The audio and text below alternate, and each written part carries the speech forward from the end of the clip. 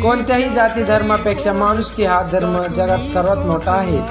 माणुसकी या नात्याचं सर्वात मोठं उदाहरण म्हणजे हा व्हिडिओ।